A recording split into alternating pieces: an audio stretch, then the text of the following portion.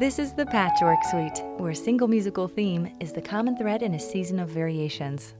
The heart of these variations is the theme we're listening to now, a poetic waltz by Enrique Granados.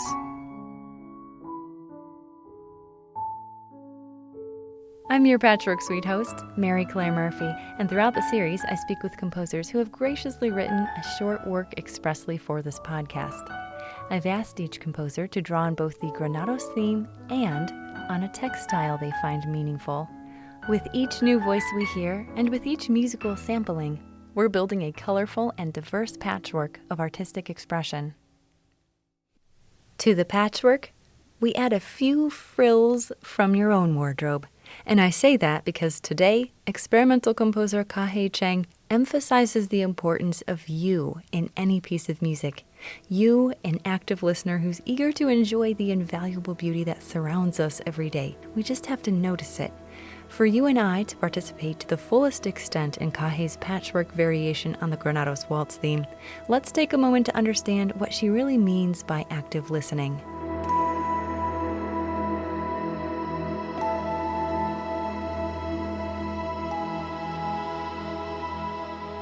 To listen more consciously, we call it active listening. Like there's passive and active listening. Active listening is like you're forming a deep connection to the sounds and the environment around us. And it encourages individuals to listen beyond the surface of the sound, engaging with the subtle and intricate details within the sonic landscape. The wide, wonderful world of sound has enthralled Ka Hei from the age of 6, when she began taking music lessons in Hong Kong. She continued her studies at the Education University of Hong Kong and Hong Kong Baptist University. Then in the States, she completed graduate work at Bowling Green State University and is now a PhD student at Louisiana State University. Her specialties, experimental music and digital media. Zoom in on those interests even further, and you'll find Ka Hei elbow deep in subfields like digital fabrication, sonification, and acoustic ecology. The last of which, acoustic ecology, is a discipline that involves sound as a medium to explore the relationship between humans and their environments. I'm very into acoustic ecology, and there's a reason for it because I like environments, like especially natural environments, and I like to go into the nature and listen. And I sometimes bring my Zoom recorder there, and when I listen to some interesting sound, I just like to record it, and that becomes part of my music. One benefit of field recordings is the preservation of an environment's audio thumbprint, so to speak, and along with preservation comes a greater degree of understanding. Doing the field recordings help us to understand more about the landscape, more about the local sounds around, and to understand more about the livelihood, and to even be more conscious. Like I like to use the word conscious and listening, which is my composition approach for a lot of my works, to have people do deep listening, which is a philosophy advocated by Pauline Oliveros. Pauline Oliveros was a pivotal figure in the development of experimental and electronic music. She also coined the term deep listening. In a literal sense, Oliveros listened deeply when she famously descended into an underground cistern in Washington to record in the richly reverberant space. But deep listening is more than that. Oliveros described it as a way of life, even, one that involves a great degree of intentionality. As applied to music, it's listening and not just hearing. It's a heightened awareness of the environment. What's more, deep listening can be trained. Oliveros developed a series of sonic meditations, which are structured exercise designed to enhance listening skills, like promote the mindfulness and encourage creative expression through sound. And I guess that is a good way to begin with when we talk about like consciously listen to music itself. Though we may not be entirely used to this manner of listening yet, let's endeavor to let Ka Hei's Patchwork Suite variation immerse us and simply enjoy the sonic layers as they unfold all around us. I'd like to listen to her variation twice today so we have a better chance of catching and savoring some of the nuances. The first time around, you might notice the sense of motion that Ka Hei creates within this soundscape.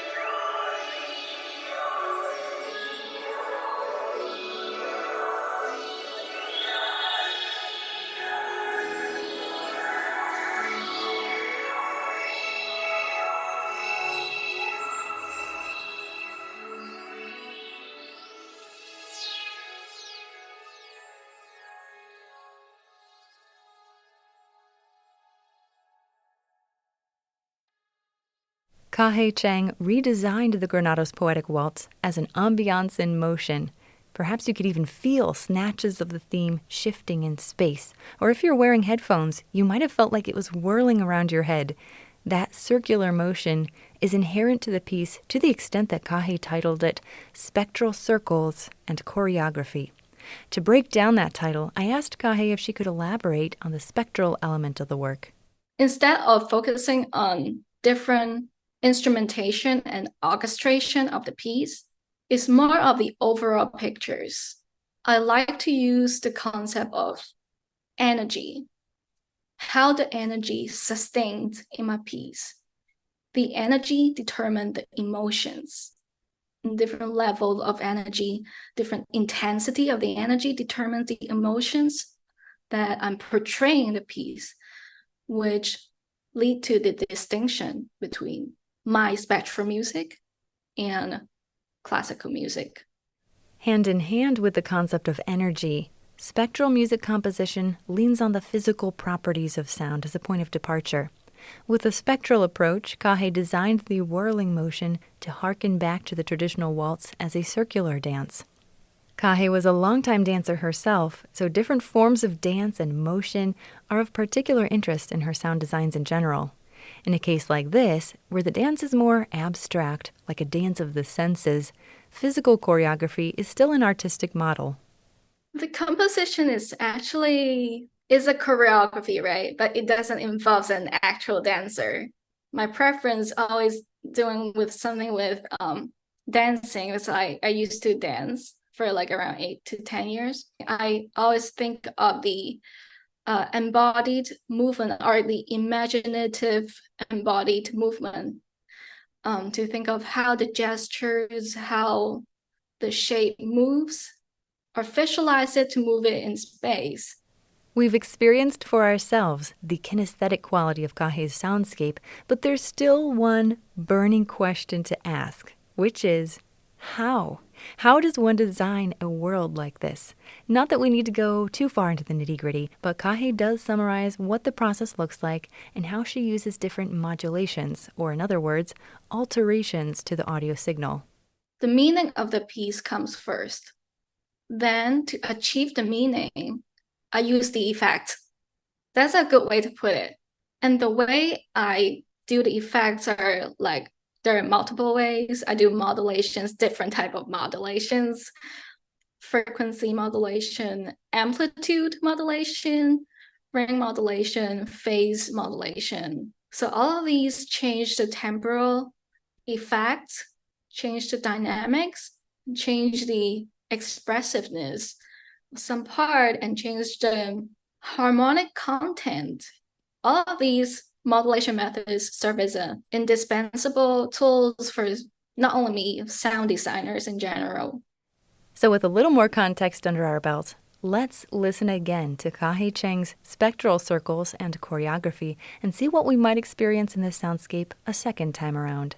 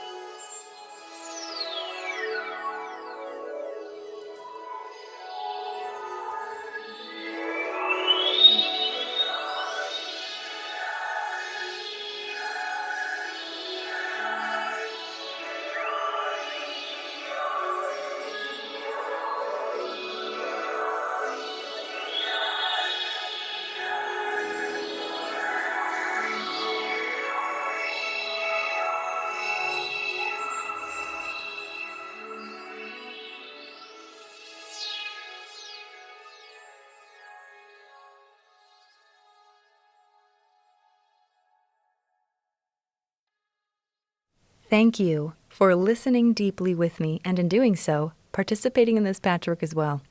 That was Spectral Circles and Choreography, where Ka Hei Cheng transformed a classical theme by Enrique Granados into a spectral soundscape.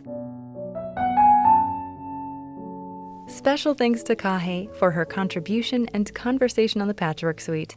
To learn more about the podcast or revisit the original Granados theme, cue up the Patchwork Suite Episode 1 and find all subsequent episodes online at wgte.org.